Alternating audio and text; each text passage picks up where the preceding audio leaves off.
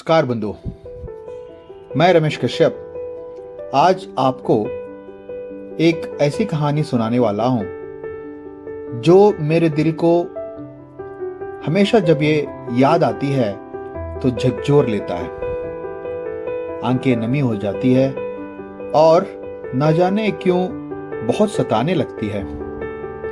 एक ऐसी कहानी जो हर एक माँ बाप को किसी ना किसी मोड़ पर बहुत ही एक बड़ा सा ऐसा पाठ या ये सीख सिखाएगा जो हमें याद रखना ही होगा। ये बहुत पहले की बात है, 4-5 साल पहले की बात है। एक दिन मैं एक बस स्टॉप पे खड़ा था और मेरे सामने एक पति और पत्नी दोनों आए और कहने लगे, नमस्ते रमेश सर, याद है हम प्रदीप के माँ बाप।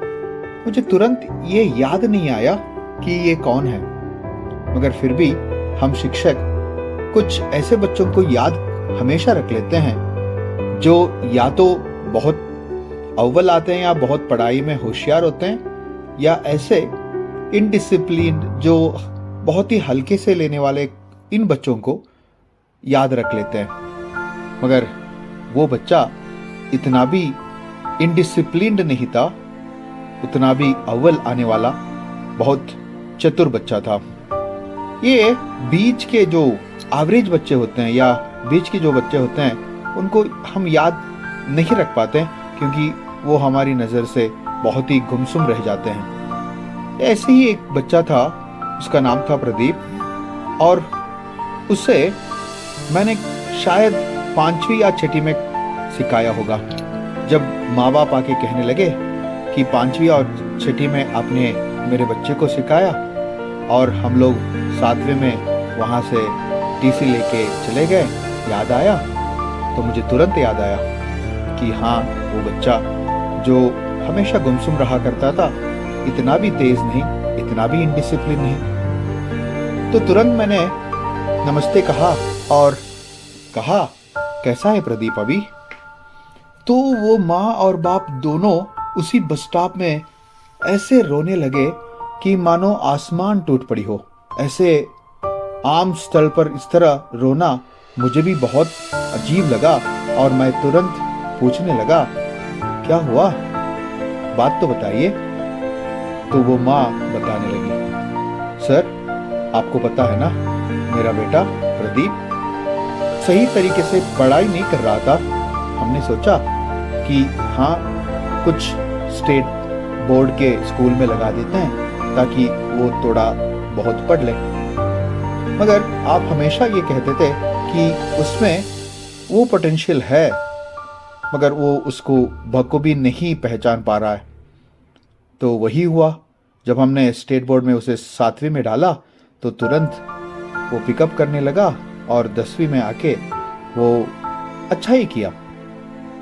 10वीं के बाद वो हम लोगों ने उसे जोर जबरदस्ती नहीं की, जो उसे चाहिए या जो उसका मन चाहता था वही कोर्स हमने दिलवाया। वो कॉमर्स करना चाहता था, हमने उसे करने दिया। 11वीं वैसे ही कटा और 12वीं आते आते बच्चे के मन में बहुत ही आशंकाएं बढ़ने लगी।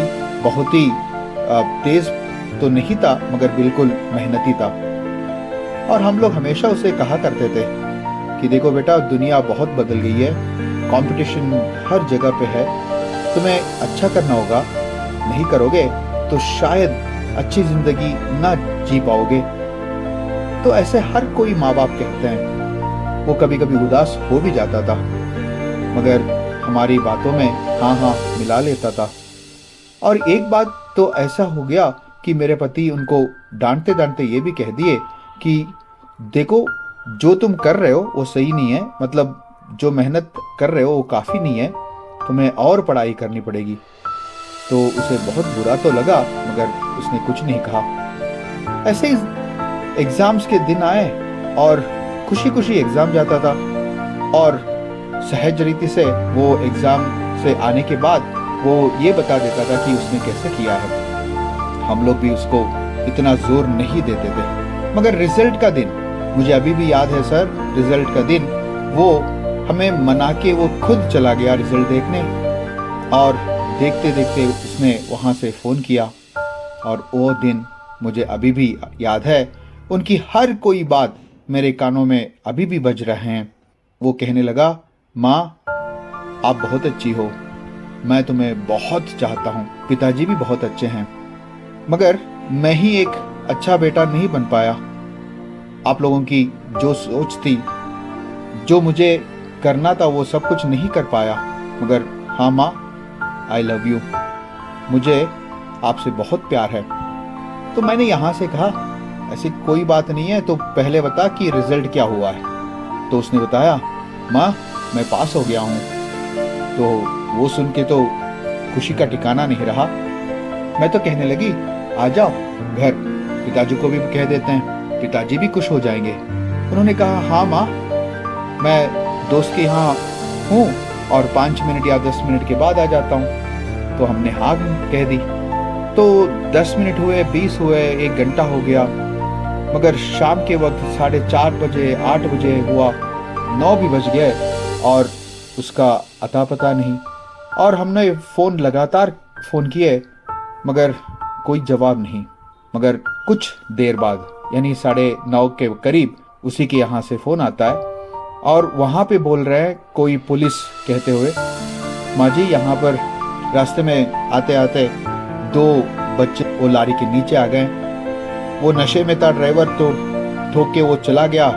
2 बच्चों में से एक बच्चा बच गया और एक बच्चा लारी के नीचे आके वहीं पर स्पॉट डेथ हो गई है। तो मेरे तो आसमान टूट के मेरे सिर पर आ गया। हमने ये सोचा, भगवान से प्रार्थना भी की कि मेरा बच्चा ना हो, मगर मेरा ही बच्चा निकला। और जब हम वहाँ गए और देखे उनकी हालत, एक माँ को कैसा हुआ होगा, ये सब कुछ कहते हुए वो माँ जोर से रोने लगी।